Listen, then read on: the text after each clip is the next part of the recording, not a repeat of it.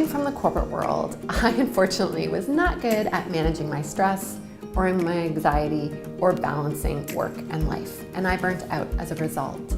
So now I want to be in a position where I can help others to better manage their stress and anxiety.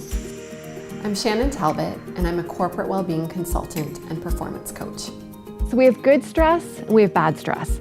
Good stress has us meeting deadlines, speaking in public, even when it can be nerve-wracking.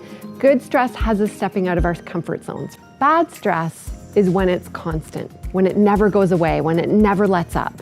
Stress, burnout, anxiety, increasing workloads are all on the rise. And the more we can help equip employees with really simple strategies on how to manage that, the more we'll see higher engagement at work, lower attrition, lower sick days, and really a happier workforce.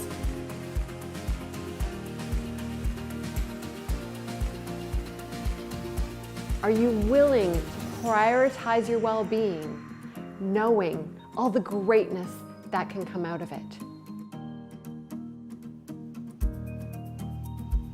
An audience usually feels heard because coming from the corporate world, I get the challenges they're facing.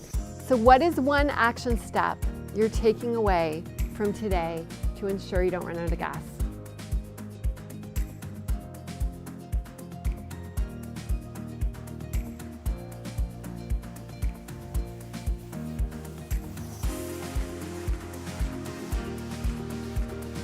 What it's all about is working with my clients so I can help customize my message. Because really at the end of the day, I want the audience to resonate with what I'm telling them and to take action.